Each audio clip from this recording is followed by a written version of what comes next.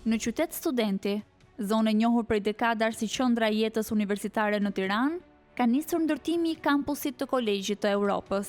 Projekti mbështetet nga institucionet shtetërore dhe financohet nga buxheti i shtetit me një fond prej 17 milion eurosh, i miratuar me vendim të Këshillit të Ministrave në mars të vitit 2024. Megjithatë, ky zhvillim ka hapur diskutime lidhur me prioritetet e financimit në arsimin e lartë, pasi fondet ishin më herët të lidhura me projektin për ndërtimin e kampusit të Universitetit të Tiranës.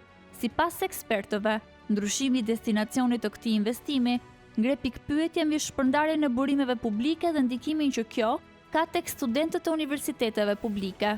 Një tjetër element i debatit lidhet me përdorimin e godinës Liria si ambient i përkohshëm për Kolegjin e Europës, në një kohë kur studentët e Universitetit të Tiranës kanë shprehur më herët shqetësime për mungesën e hapësirave mësimore. Pra mendohet që 17 milion euro ishin alokuar për Universitetin e Tiranës për ndërtuar kampusin e Universitetit të Tiranës. Dhe praktikisht këto 17 milion euro u morën nga Universiteti i Tiranës, pra nga kampusi dhe ju dhanë Kolegjit të Europës.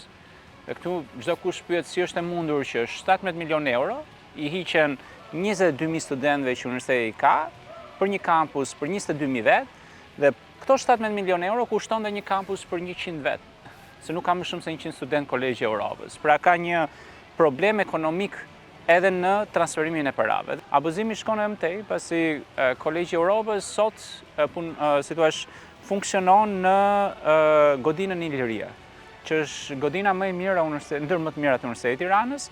Mos harrojmë 2018 studentët protestuan për mungesë ambientesh dhe praktikisht i po përzën 22.000 studentë për t'i dhënë prioritet studentëve të një institucioni tjetër.